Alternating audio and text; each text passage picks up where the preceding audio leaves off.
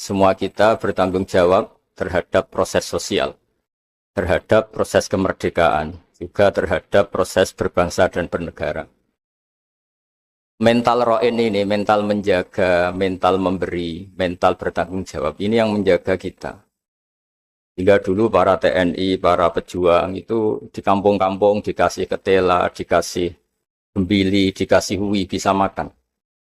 Gara-gara punya mental memberi ini bangsa kita merdeka.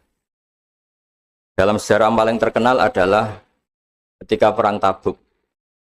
Itu sahabat yang saking miskinnya itu punya beras misalnya di Indonesia kayak beras 2 kilo dikasihkan Nabi 1 kilo, yang 1 kilo untuk keluarganya. Sehingga anggaran perang ini tidak untuk biaya makan, tapi tetap untuk anggaran perang. Karena orang-orang menanggung makannya sendiri. Ini yang penting sekali supaya kita ngadepin pandemi, juga ngadepi problem. Masyarakat ini kita apresiasi, mereka juga ikut berjuang untuk menjaga ketertiban bangsa Indonesia. Bayangkan kalau kita semua ini kriminal, itu penjara penuh dan negara tidak akan mampu menampung kita semua karena kita melakukan kriminalitas, juga keuangan kita tidak cukup. Jadi sekedar tidak melakukan kesalahan itu sudah bagian dari kehebatan kita sebagai bangsa Indonesia. Itu yang dimaksud Nabi, kullukum ra'in wa kullukum mas'ulun an ra'iyati. Itu sebagai mukadimah untuk refleksi atau munajat kemerdekaan. Dan kita sering baca Quran. Kadang-kadang Allah Ta'ala itu suka ngendikan yang ringan-ringan. Allah Ta'ala yang Tuhan ketemu Nabi Musa yang berstatus kalimuwah. Kalimuwah itu seorang Nabi yang setiap punya problem itu komunikasi langsung dengan Allah Ta'ala. Saking terkenalnya Nabi Musa sering munajat sampai ketika beliau sakit gigi, itu langsung matur kepada Allah Ta'ala, ya Allah saya ini sakit gigi. Jadi tidak ke dokter, tidak ke tabib, tapi langsung ke Allah Ta'ala. Bersama Allah Ta'ala dikasih tahu, coba kamu ngunyah rumput ini, jenis ini. Setelah dikunyah, Nabi Musa sembuh. Suatu saat beliau sakit gigi lagi. Tidak lagi konsultasi dengan Allah, tapi langsung nyari rumput itu, kemudian dikunyah tambah sakit. Tambah sakit, Nabi Musa tanya, ya Allah ini sesuai resep pertama, kenapa tambah sakit? Resepnya Allah, dulu kamu percaya saya punya kekuatan menyembuhkan, sekarang percaya kamu sama rumput, silahkan minta sembuh dari rumput. Akhirnya semenjak itu jadi syariat bersama bahwa ikhtiar ya harus tetap hasbiyallah wa ni'mal wakil, meskipun tawakal juga harus tetap ikhtiar. Karena di semua cerita-cerita itu Nabi Musa tidak langsung disuruh berdoa, tapi disuruh ikhtiar, yaitu dengan mengunyah rumput tertentu yang menjadi obat sakit gigi. Tapi di balik itu semua ada hal-hal dahsyat yang Allah Ta'ala itu ngendikan atau cara memperlakukan seorang kekasihnya itu ringan sekali, rileks sekali, sehingga banyak kiai-kiai kita yang rileks. Fir'aun itu betapa biadabnya Fir'aun, betapa bengisnya Fir'aun yang menindas bangsa Israel, Bani Israel. Tapi pertama ketika Allah manggil Nabi Musa itu pertanyaannya ringan sekali. Wa ma tilka biyaminika ya Musa, kamu bawa apa?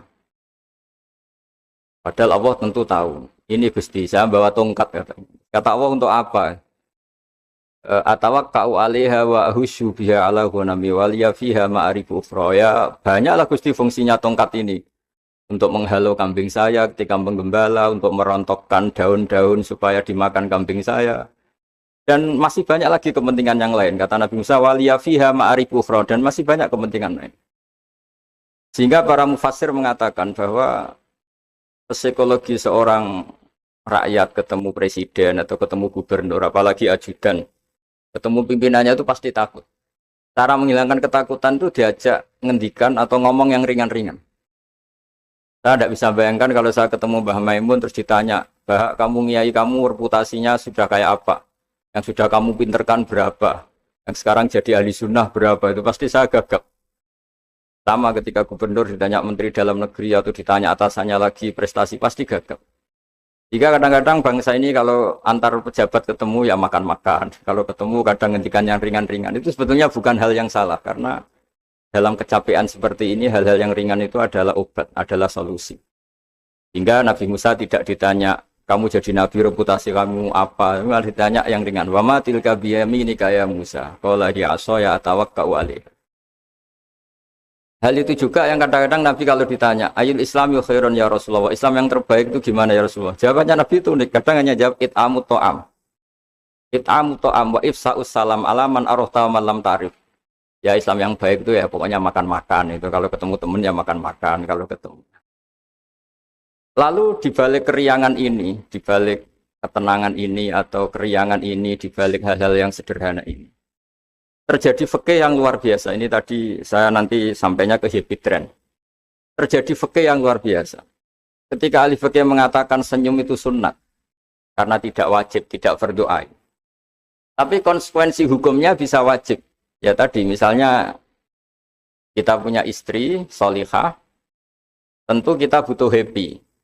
Yang istri kita misalnya judes, yang tidak istri kita ramah senyum. Maka ini ada persaingan halal dan haram.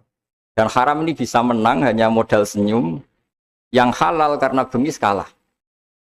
Jika dalam konteks tertentu, maka yang dikatakan Nabi senyum itu sunnah. Itu tidak dimanai ulama sunnah dengan arti tidak wajib. Tapi sunnah dengan arti perilakunya orang-orang soleh. Untuk kompetisi itu pasti senyum. Karena tidak kebayang kalau yang soleh, yang baik itu bawaannya tanfir, menjadikan orang lain lari. Sementara yang batil menjadikan orang lain tertarik. Ini jangan sampai terjadi. Sehingga Islam kadang-kadang mengajarkan kita hal-hal yang ringan tadi. It'amu to'am. Ya kalau ketemu teman ya makan-makan. Kita tidak bisa bayangkan misalnya komunitas orang-orang bandar narkoba kalau ketemu anak buahnya makan-makan, rileks. Sementara kita yang soleh-soleh, meditnya minta ampun. Sehingga orang terus kapok berteman orang soleh karena bakhil. Terus mencari berteman orang batil karena sakhab. Begitu juga di perdagangan. Di perdagangan kita ingin produk halal ini menjadi inspirasi kita, menjadi mental kita. Sehingga barokahnya produk halal ini, kita tidak butuh lagi produk yang haram. Wa aghnina bi halalika an haramik. Semoga dengan halalmu ya Allah, kita tidak butuh lagi haram. Misalnya orang-orang soleh itu kalau sholat senangnya minta ampun. Bisa sholat saf awal senangnya minta ampun. Menemukan imam masih takbir, senangnya minta ampun. Sehingga kesenangan-kesenangan ini menjadi tidak perlu lagi senang hal-hal yang. Makanya saya ikut ngapresiasi habit trend ini, semoga jadi sistem perdagangan yang menjadikan orang itu jauh dari haram. Di antara haram dalam Islam adalah kita tidak punya harta kemudian menjadi beban bagi orang lain. Fayaku nakalan alan nas, menjadi beban orang lain.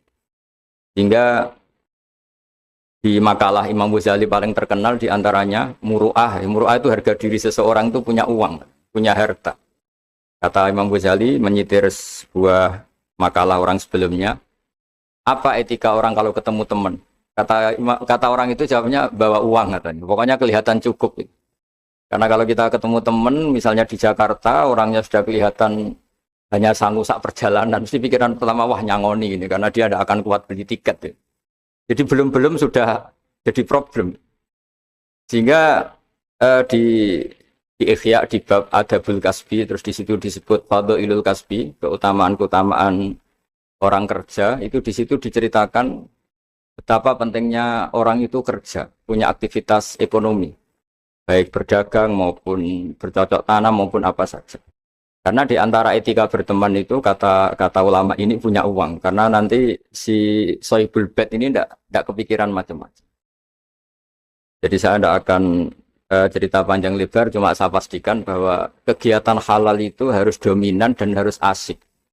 Karena nanti kalau dalam kompetisi kita yang bernegara sehat, bawaannya marah-marah, orang yang salah bawaannya senyum, pasti pertarungan ini akan dimenangkan yang salah. Begitu juga yang orang bawa kebenaran bawaannya pikir, sementara yang bawa kebatilan dermawan, pasti kita akan kalah. Di sini pentingnya ngaji usul fikih, bahwa bagaimana tadi yang beberapa kali disinggung oleh Haji Ma'ruf Amin. Saya suka sekali karena beliau sering ngendikan kaidah-kaidah fikih juga usul fikih.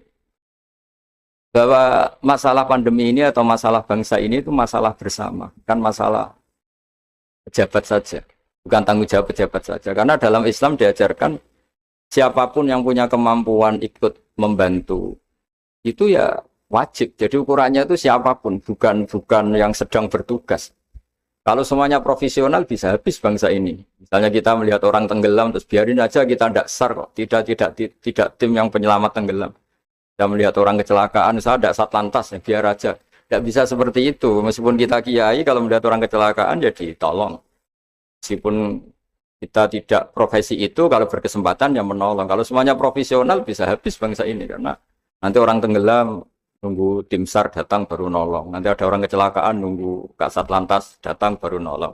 Ya tidak seperti itu. Ukurannya kalau dalam fikih ya man lahu qudratun alal fi'li, yang mampu melakukan ya harus melakukan. Jadi saya terima kasih sekali sama Kiai Haji Hasyim sama semua keluarga Tambak Beras bahwa aktivitas dulu yang dilakukan bahwa Hasbullah sebagai pedagang, sebagai importer kain, sebagai penggerak ekonomi bangsa Indonesia, dan dulu gerakan-gerakan besar Indonesia juga dimulai dari Serikat Dagang. Ini semoga berkah dan menjadikan kita berenergi, kita punya kemampuan untuk riayah, untuk menjaga bangsa ini. Bukan menunggu dikasih. Tapi kalau kita ikut mentalnya riayah, memberi, menjaga, pasti mental kita ini bersama-sama menjaga. Tapi kalau mental kita tidak ikut bertanggung jawab, miskin nyalahkan Menteri Keuangan, tidak pinter nyalahkan kiai, ribet. Nanti kalau banyak musibah nyalahkan kiai, doanya tidak mandi. Wong ada musibah itu karena sanksi orang-orang yang nggak jelas, malah kita disalahin kan ya ribet. Nanti kalau salah-salahan gitu terus ribet. Alhamdulillah kita tidak punya mental seperti itu. Kita ikut semuanya berdoa, Rabbana dzalamna anfusana, kita semuanya merasa salah. Karena ya tadi termasuk salah adalah misalnya pernah suatu saat Nabi Ayub ditanya istrinya, kenapa engkau sebagai Nabi tidak minta doa di entasnya musibah pada diri engkau? Saya sehat sudah berapa tahun? Ya sekitar sekian puluh tahun. Saya sakit baru sekian bulan. Masih lama mana? Ya lama sehatnya. Ya sudah, saya tetap akan jaga syukur itu. Nah, syukur ini penting bukan untuk dablek, tidak peduli enggak, supaya jaga imunitas. Karena di antara nikmat yang paling pokok itu alladzi at'amahu min ju'i wa amanahu min khauf. Orang bisa makan, hidup kita tidak terancam oleh kepunahan, oleh pembantaian, oleh chaos sosial, itu sudah luar biasa. Karena di antara sifat Allah itu yang memberi alladzi at'amahu min ju', yang memberi makan kamu dari kelaparan. Wa amanahum min khauf, dan memberi kamu kenyamanan. Kamu tidak takut. Itu sudah nikmat yang luar biasa. Saya sering bayangkan nikmat ini kayak apa. Kalau kita jadi orang Irak, orang Syria, kayak apa nikmat bangsa Indonesia yang teduh, yang nyaman. Ini harus kita syukurin dulu. Bahwa kita ingin nikmat yang di atasnya itu, ya ingin pandemi berlalu, ingin ekonomi baik, oke lah, tapi syukur dulu. Supaya tidak lupa lah bahwa kewajiban kita itu alhamdulillah dulu. Jangan karena kemerungsung ingin ideal terus yang sudah kita dapatkan kita hilangkan. Itu bahaya sekali dalam muamalah sama Allah Ta'ala. Sebagaimana tadi yang diskusi yang disitir Bapak Wakil Presiden, siapa yang tidak syukur atas nikmatku, tidak sabar atas balaku, itu maka silahkan mencari Tuhan selain aku, tapi jangan menempat bumiku, jangan menempati bumiku, jangan pakai langitku. Intinya itu betapa bahayanya kita kalau tidak syukur. Saya kira demikian, dan saya terima kasih sekali atas kegiatan atau ide Happy Trend, tapi saya mohon semohon-mohonnya bahwa ini adalah bagian dari meneruskan tradisi dulu, mulai Pak Wahab, mulai Mbah Hasyim, mulai Mbah Busri, mulai semuanya lah tokoh-tokoh dari ormas manapun, termasuk dulu ada Serikat Islam, ada Serikat Dagang, karena semuanya ini akan membangkitkan bangsa kita dari keterpurukan. Kita harus jadi kompetitor yang baik sehingga masyarakat ini berkebutuhan yang halal. Karena orang nikmati laba dari dagang, dapat uang dari bisnis, mereka antipati dapat uang dari nyuri, dari korupsi. Jadi semua kebaikan harus dinikmati untuk dalam rangka wa aghnina bi halalika an harami, supaya kita cukup menikmati yang halal sehingga tidak berkebutuhan lagi sama yang haram. Begitu juga dalam berekonomi, berbisnis dan berperadaban.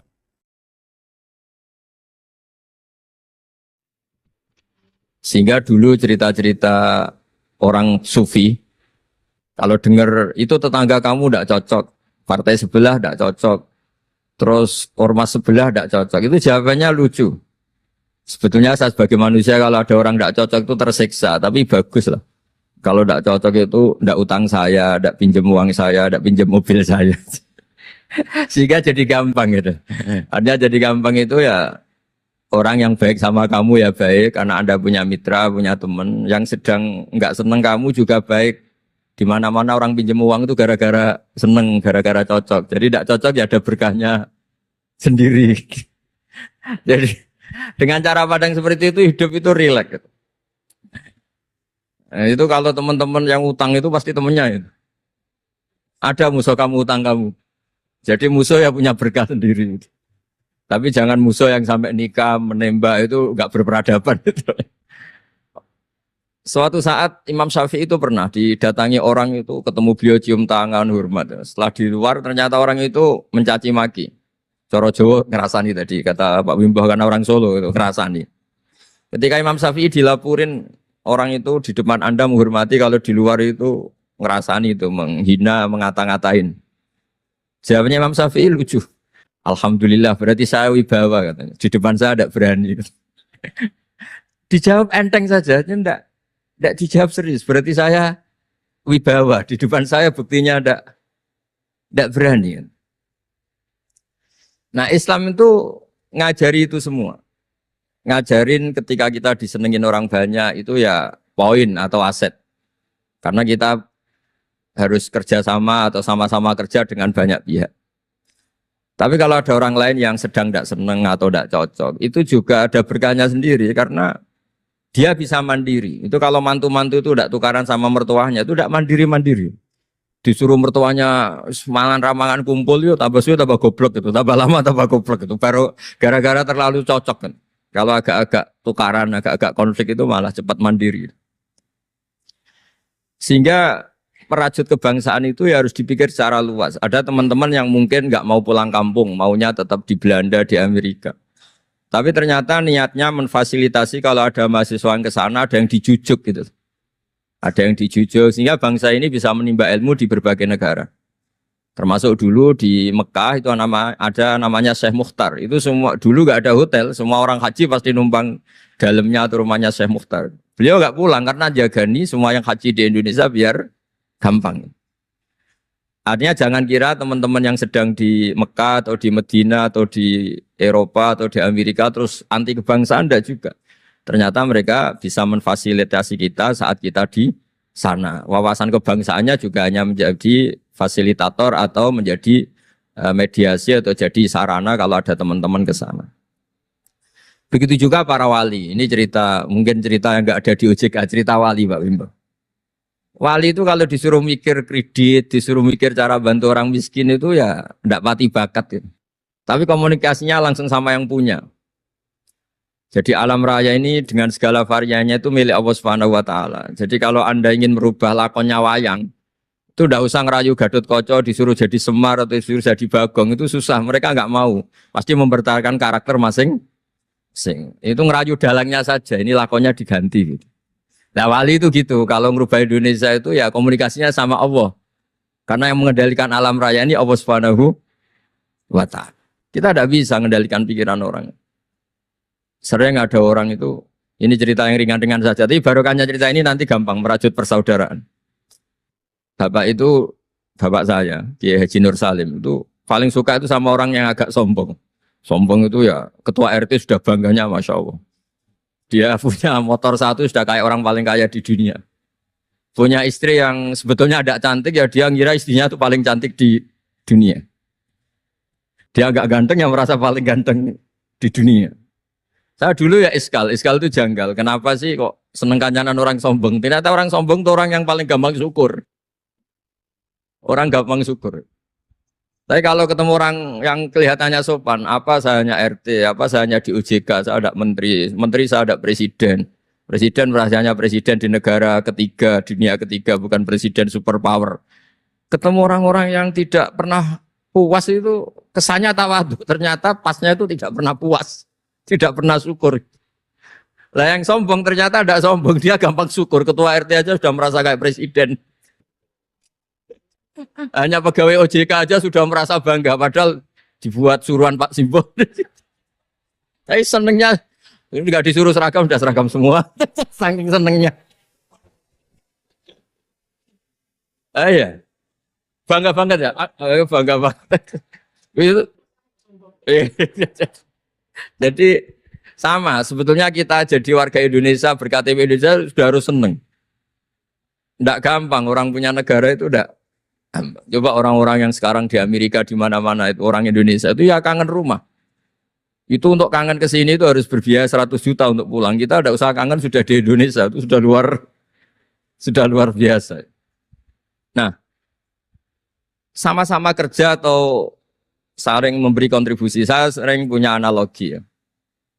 Saya sering diskusi sama banyak rektor di Indonesia. Bagus mana kerja sistem modern sama sistem kiai.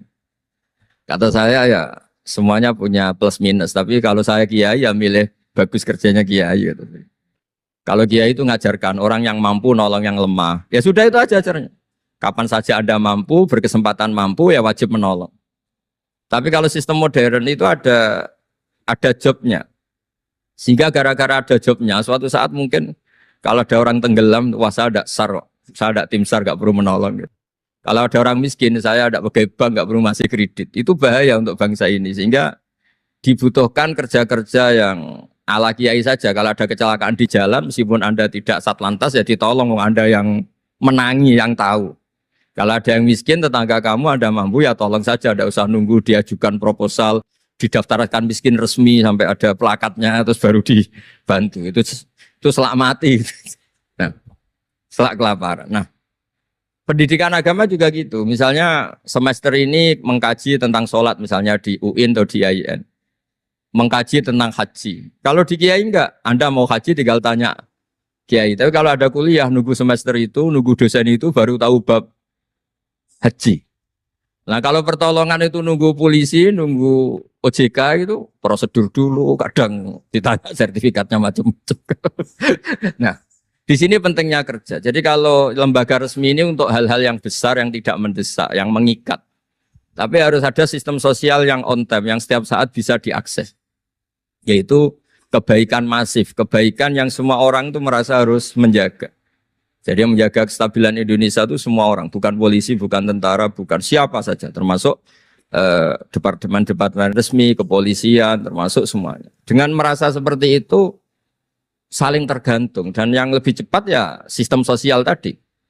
Sehingga kalau sistem sosial itu ada kiai, atau ada tokoh agama lain, atau ada yang dituakan, itu relatif stabil, karena coro Jawa nak tukaran itu sungkan, kalau terlalu konflik itu sungkan. Nah sehingga dulu ada cerita ada seorang perempuan itu ketemu Nabi itu di jalan. Itu cara etika orang kita lah, apalagi orang Solo, orang Jogja itu kan ada etis, ketemu di jalan dicegat. Ya Rasulullah, saya ini punya bapak sudah tua dan kalau Anda haji seperti ini pasti ingin bapak saya itu ikut, tapi beliau sudah tua sehingga tidak bisa ikut. Ini gimana, saya harus menghajikan beliau apa enggak? Sama Nabi saat itu dijawab, kalau bapak kamu punya utang, kamu yang bayar cukup enggak? Ya cukup ya Rasulullah, ya sudah seperti itu. Artinya cukup Anda hajikan. Kemudian oleh Imam Bukhari itu dibabkan lucu, babnya itu unik. Bab boleh tanya tokoh di jalan. Jadi tidak tentang hajinya, tapi tokoh itu harus siap menjawab pertanyaan meskipun sedang di jalan. Tidak usah nunggu sowan di rumah, atau antri inden daftar tamu. Nah, itu jadi pelajaran bagi kita. Jadi kebaikan itu kita wajibkan dulu ke siapapun yang mampu dan berkesempatan.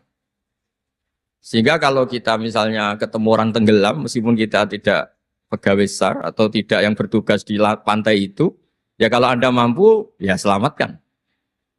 Kalau ada kebutuhan tertentu masyarakat, misalnya sakit, Anda berkemampuan minjemin mobil untuk diantar ke rumah sakit, ya kewajiban Anda.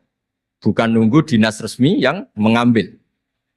Jadi kebaikan yang diwajibkan ke dinas resmi, ya monggo, kita loyal, kita dukung, kita support. Tapi kewajiban yang diwajibkan atas nama agama bagi yang mampu itu tidak boleh hilang. Karena ini yang langsung bersentuhan dengan masyarakat. Coba kemarin pas COVID misalnya, banyak teman-teman saudara kita yang pulang kampung.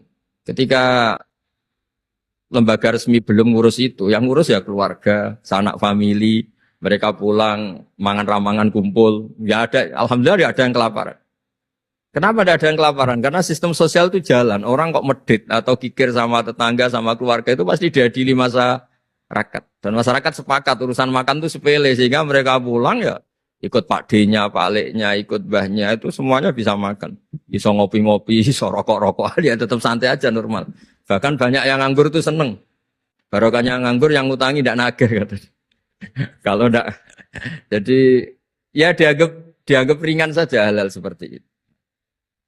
Khawatir saya kalau saya pernah baca kitab di karangan seorang ulama besar, Al-Hayatul Ulya, otoritas besar dalam satu sistem negara, itu harus diakui sebagai bagian dari kebaikan masif. Jadi kebaikan masif yang nggak boleh hilang adalah kebaikan yang nggak punya otoritas, karena ini jumlahnya lebih besar. Ya tadi misalnya kecelakaan di jalan itu kan tidak bisa kebetulan ada mobil patroli atau mobilnya Satlantas atau lembaga resmi tertentu yang nangani kecelakaan. Yang nangani ya orang-orang di jalan yang menangi itu terus diantar ke rumah sakit atau ngabari keluarganya. Sehingga kata Nabi, kullukum ra'in wa kullukum mas'ulun an ra'iyati. Semua kita ini menjaga kedamaian, menjaga kemajmuan, semua kita jaga sistem sosial, semua kita menjaga kebaikan. Nah dari semua itu dibikinlah di era modern lembaga-lembaga formal. Tapi jangan juga lembaga formal menghilangkan sistem fitrah manusia tadi yang fitrahnya ingin baik dan itu ada di mana-mana dan kapan saja. Dan Allah kalau menciptakan sesuatu itu pasti luar biasa. Saya sering ditanya sama orang-orang, Gus gunane Indonesia seneng cangkruk itu apa? Anggap aja itu tim SAR paling on time katanya. Itu kalau ada orang bingung, yang ditanya pertama ya orang-orang nganggur di pertigaan-pertigaan itu. Ini rumahnya mana? Kalau ada orang bingung yang nanya itu. Kalau ada orang kecelakaan yang nolong ya. Artinya sistem sosial yang sudah ada itu nggak boleh diambil alih lembaga. Karena kalau itu iya, kita kekurangan kekuatan apa? Sosial. Jadi ini penting saya utarakan supaya kebaikan-kebaikan bersama ini saling melengkapi, bukan saling mengadili, bukan saling merasa paling superior. Saya sering guyonan begini, kalau ada rapat ketahanan pangan, yang rapat itu merasa superior karena punya rumus yang luar biasa. Tapi apa artinya rumus itu kalau petani nggak mau nanam padi? Petani itu tidak usah rapat, tapi nanam padi itu otomatis jaga ketahanan apa? Pangan. Sistem sosial juga sama. Di kampung itu kalau ada orang jahat atau sinis, itu pasti nggak punya teman. Ya, saya teruskan supaya kenapa saya nyampaikan ini supaya energi sosial kita untuk menjaga kemajmukan, menjaga toleransi itu lebih masif. Di beberapa daerah itu ya banyak masjid jejer gereja di Tuban, di Jakarta. Dan ketika buktinya nggak ada apa-apa, yaitu simbol perdamaian. Di beberapa daerah ya banyak orang Islam, bosnya itu non-Muslim.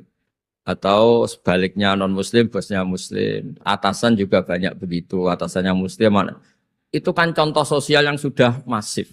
Justru karena didiskusikan, diseminarkan itu menjadi kayak kita baru mulai.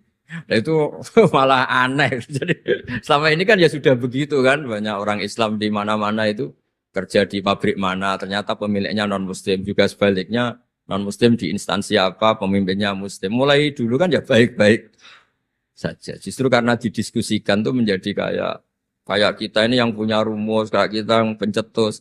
Padahal sistem sosial kita sudah sedemikian harmonis, sudah sedemikian baik. Ketahanan pangan juga sama. Ketika belum ada rapat darurat pangan apa, petani yang lugu-lugu yang nanam padi. Barokahnya itu stok padi itu banyak. Begitu juga mereka melahirkan sistem kerja yang nggak punya ladang, kerja di yang punya ladang. Dan kalau itu dizolimi atau nggak digaji, ada embargo sosial, terus nggak mau kerja di situ. Sehingga yang nggak baik juga akan baik karena dipaksa oleh sistem sosial. Jadi sebelum ditangkap polisi karena nggak baik, itu sudah diadili sosial, itu diadili hukum sosial. Nah, hal-hal seperti ini harus jadi perangkat bersama untuk menjaga kebaikan bersama. Makanya saya sering bilang, sistem sosial itu segala-galanya. Di antara sistem sosial itu adalah lembaga resmi. Jangan dibalik, lembaga resmi itu menata sistem sosial. Sebelum ada lembaga resmi itu sudah ada sistem sosial. Sehingga sebelum ada negara ini, kiai-kiai atau tokoh agama yang lain ya urun rembuk untuk mengusir penjajah, untuk memberi makan tentara yang berjuang di kampung-kampung, dikasih ketela, dikasih apa saja lah yang bisa mereka bertahan hidup. Nah, ini penting diutarakan supaya semua masyarakat itu merasa bahwa mereka ikut dan harus merawat negara ini. Kullukum ra'in wa kullukum mas'ulun an ra'iyati. Semua kalian adalah penjaga dan semua kalian dimintai tanggung jawab Allah, kontribusi Anda terhadap bangsa ini, terhadap komunitas Anda, terhadap sistem sosial Anda. Sehingga kemudian terus jalan. Lah dimulainya dari mana? Kata Nabi, dimulai dari keluarga Anda. Sehingga semua orang nggak lempar tanggung jawab. Kalau anak saya miskin ya salah saya. Kalau anak saya terlantar ya salah saya. Kalau istri saya terlantar ya salah saya. Sehingga jangan karena ada sistem modern, setiap ada yang miskin menyalahkan menteri sosial misalnya. Setiap ada apa nyalahkan menteri terkait. Itu hukum seperti itu bikinan kita. Yang hukum Allah permanen itu ya setiap anak kita terlantar salah kita. Nah barokahnya merasa salah itu tidak mudah menyalahkan orang lain, termasuk tidak menyalahkan instansi tertentu atau departemen tertentu. Ini penting supaya orang itu evaluasi, merasa salah. Barokahnya merasa salah itu orang tidak menyalahkan orang lain. Jadi negara ini tidak mudah chaos dengan kultur menyalahkan pihak lain. Betapa baiknya agama ini. Jadi kalau berdoa disuruh mulai dengan Rabbana dzalamna apa? Anfusana. Ya Allah, saya ini mendolimi diri kita sendiri. Wong yang punya kewajiban saya kok menyalahkan orang lain. Saya kalau guyon itu sering begini. Teman-teman kita yang satu kampus atau satu pondok atau satu kampung. Itu kalau kaya itu pasti jadi sumber disalahkan. Misalnya Anda punya teman yang dulu sama-sama miskin. Tahu-tahu jadi bupati atau gubernur. Terus itu tarif utang kamu ya dinaikkan. Dulu zaman sama-sama miskin paling pinjam uang hanya 10.000. Gara-gara jadi bupati atau gubernur BI misalnya atau ketua OJK. Utangnya dinaikkan bukan sesuai Anda tapi sesuai jabatan teman kamu. Masa punya teman gubernur kita utang 100.000 pantasnya ya utang modal 100 juta. Dan kalau nggak ngutangin, wah katanya teman dekat ternyata nggak mau dipinjemin. Jadi punya kultur menyalahkan orang lain. Dia SDM-nya hanya ketua RT gara-gara punya teman gubernur atau presiden atau apa.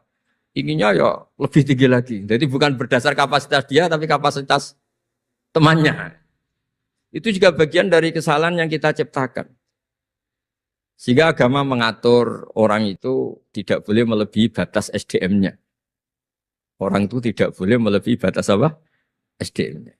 Kadang-kadang kita sama ketika anak kita terlantar bilang di Pak D sugih ya ora nyafaati, punya Pak D kaya juga tidak memberi syafaat, punya teman kaya tidak. Jadi tidak menyalahkan dirinya tapi menyalahkan teman atau keluarganya yang kaya. Itu juga awal bencana kemajmukan. Jadi kebanyakan nuntut ya. Makanya Nabi berkali-kali ngendikan ketika kamu di zaman akhir wa alika bi khosayati nafsik wada angka amrol amah. Kalau sudah ada badai apa saja, badai ekonomi, badai sosial atau badai apa saja. Urusi diri kamu sendiri itu bukan Nabi menanamkan egois itu enggak, justru menanamkan kebersamaan. Barokahnya orang itu sibuk ngurus keluarganya sendiri itu enggak kepikiran nyalakan orang lain. Jadi orang kadang salah tafsir itu justru seakan-akan kita diajarin untuk egois itu enggak. Berkahnya ngurus diri sendiri, ketika kita sudah terurus tidak membebani sama orang lain. Dan berkahnya ngurus diri sendiri juga tidak gampang mengkomplain orang lain. Karena kita merasa punya kewajiban sendiri. Tapi kalau kita ini terlalu modern, orang nggak punya uang, ini tanggung jawab Menteri Keuangan. Kalau miskin tanggung jawab Menteri Sosial. Kalau ada jalan rusak tanggung jawab PU. Oke, secara hukum kenegaraan misalnya mereka berkewajiban tugas itu. Tapi kalau itu untuk alasan menyalahkan, semangat kita menyalahkan. Dan agama itu tidak mengajari seperti itu. Agama itu mengajari Rabbana dzalamna anfusana. Ya Allah, saya ini merasa mendolimi diri sendiri. Nah dengan seperti itu enak. Enak cara hukum sosial kayak tadi. Ketika Allah menciptakan orang tidak suka kita kadang ya Allah salah saya apa kok sampai orang tidak cocok saya. Kamu lupa Allah mendesain orang tidak cocok kamu supaya ada utang kamu, tidak ganggu kamu. Barokahnya tidak cocok itu tidak minta uang kamu. Nah itu yang saya ingin ditiru. Jadi perilaku-perilaku ulama-ulama besar kayak Imam Syafi'i itu kalau tadi berkali-kali saya ngomong, ya Aba Abdillah, panggilannya Imam Syafi'i ya Aba Abdillah, orang itu tidak cocok kamu. Ya baguslah dia merdekakan saya, dia tidak akan pinjam uang saya, tidak pinjam mobil saya, tidak akan ganggu saya, wong tidak cocok. Kalau dia hajatan juga tidak ngundang kamu, jadi tidak cocok itu ya barokahnya ya banyak. Nah kenapa banyak kiai tidak dimintai rembukan masyarakat padahal dituakan? Karena kalau semuanya minta rembukan kiai itu disarankan mondok semua. Padahal barokahnya negara ini ya ada yang kuliah, ada yang jadi polisi, ada yang jadi tentara. Kalau rembukan semua sama kiai disarankan mondok semua. Nanti yang jadi polisi siapa, yang jadi dokter siapa. Nah barokahnya kadang-kadang kiai ditinggalkan, nggak diajak rembukan itu ya varian-varian profesi itu banyak. Kiainya juga ada harus tersinggung. Ini katanya nuakan saya, apa-apa diputuskan sendiri, ada usah seperti itu ya biasa aja. Jadi apa kemajmukan, menjaga kemajmukan itu dimulai dari semua orang merasa berkewajiban menjaga perdamaian ini, menjaga keharmonisan ini. Tentu dimulai dari merasa wajib pada dirinya. Ini penting supaya tidak ingin menyalahkan orang lain atau terbersit menyalahkan orang. Terus kedua, bahagia dengan dirinya tadi. Misalnya orang yang paling miskin di Indonesia, itu ternyata tadi saya utarakan, saya punya kitab-kitab tasawuf banyak. Itu lucu-lucu dan jadi gampang hidup ini. Misalnya dia miskin makan satu piring kenyang. Kenapa saya harus korupsi? Kenapa saya harus mencuri? Wong makan satu piring juga sudah apa? Kenyang. Terus dia menghitung. Orang sampai kaya raya, itu makannya sampai meninggal, misalnya 60 tahun, jumlahnya sama orang miskin ternyata jumlah yang dimakan yang sama, jumlah yang diminum ya sama. Terus ada pertanyaan, saya pernah digugat juga pas dalam satu acara. Tapi kalau orang kaya ingin apa saja kan kesampean, Gus. Ingin beli mobil kesampean, ingin beli pesawat kesampean. Saya tanya, ya orang kaya inginnya tidak seperti itu. Misalnya inginnya mungkin jadi presiden, inginnya jadi gubernur, kan ada aja nggak kesampean. Tetap aja ada yang nggak kesampean. Kadang-kadang, wah enak jadi anaknya presiden, anaknya gubernur, apa saja kesampaian. Banyak juga anaknya presiden mungkin ingin anaknya jadi presiden ya nggak kesampaian. Anaknya kiai ingin anaknya jadi kiai ya nggak kesampaian. Mungkin anaknya jenderal, anaknya ingin jadi jenderal. Nah dia nyontohkannya kan, wah kalau jadi orang kaya itu enak, ingin makan di apa saja kesampaian. Masa orang kaya seleranya hanya ingin apa? Makan. Artinya ada saja yang nggak sama. Misalnya orang jadi raja Arab Saudi, ada aja nggak kesampaian. Mungkin bayangkannya ya tidak ada yang demo, tidak ada yang komplain, semua anak yang diinginkan putra mahkota jadi ya tidak gampang kesampaian. Nah, kemudian dia berpikir lagi, saya ulang lagi ya, dia berpikir lagi si orang miskin tadi. Misalnya dia ke hutan atau ke gunung, wah enak jadi bupati, gubernur, apa-apa difasilitasi negara. Terus dia mikir, tapi mereka punya atasan. Ditegur atasannya takut, diatur atasannya takut. Kok enak saya nggak punya apa? Atasannya. Tapi intinya itu, bagi saya semua itu harus dikawal oleh hukum. Jadi melakukan perintah Allah itu nikmat. Sehingga Anda misalnya ketua OJK atau gubernur atau wakil gubernur atau kiai, nikmat tertinggi itu karena melakukan perintahnya Allah Subhanahu wa taala. Kita disuruh jaga Indonesia, disuruh jaga keluarga. Kalau nikmatnya itu subjektif sepihak, kita puas kalau ingin seperti yang kita inginkan. Itu enggak akan ada puasnya karena nafsu kita itu kalau guyonan orang-orang tasawuf, kamu dikasih dunia seisinya dan lipatannya, tamak kamu atau keinginan kamu itu tidak akan tercapaikan, tidak akan terpuaskan. Karena manusia itu ya sudah nggak ada batasannya. Makanya kalau guyonnya dulu kan ada orang tirakat, kalau megang apa saja jadi emas. Dia bayangkan jadi kaya, jadi top. Ternyata pertama dia megang saka rumahnya, tiang rumahnya jadi emas. Habis itu megang apa lagi jadi emas. Lama-lama megang nasi jadi emas, megang minum jadi emas. Akhirnya dia nggak bisa makan karena dia ingin semua yang dipegang jadi emas. Pas kecapean megang-megang, dia ingin makan, yang dipegang juga jadi emas. Ya akhirnya kan jadi bingung gitu, karena nggak kesampaian kan. Dia kesampaiannya jadi emas, ternyata kebutuhan dasar dia ingin makan malah tidak kesampaian karena yang dimegang jadi emas. Jadi itu kan contoh. Sejahtera juga sama. Anda bayangkan misalnya kalau punya mobil, punya uang tabungan, punya apa, semuanya kesampaian enak. Semua yang kamu inginkan kesampaian itu enak. Ukuran enak dengan banyak bergantung. Dengan tidak banyak bergantung itu ilmiah mana? Misalnya gini, saya ini bahagia cukup dengan makan satu piring. Anda bahagia nunggu punya Alphard, punya uang 1 miliar. Lu menggantungkan kebahagiaan dengan banyak sesuatu yang Anda belum miliki itu sudah satu kebodohan kalau orang tasawuf. Cek repot ya, tapi bahagia we kok kakean syarat ya. Makanya saya sering bilang kalau saya berkali-kali cerita ada orang perempuan datang ke saya, Gus saya ingin kaya. Bilang orangnya itu jelek. Saya bilang kalau kaya yang repot kamu. Kenapa Gus? Setelah suami kamu kaya, sekarang suami kamu kan miskin. Pertama yang dievaluasi apa? Ganti rumah, ganti mobil. Lama-lama ganti Anda, kata saya. Karena setelah rumahnya bagus, mobilnya bagus, yang dievaluasi pasti Anda, kata. Wah, kalau gitu miskin aja, Gus. Iya kan? Sudah rumah bagus, mobil bagus, ternyata istrinya. Nanti kalau suami kamu kaya, yang dievaluasi tidak hanya mobil dan rumah, tapi Anda, kata.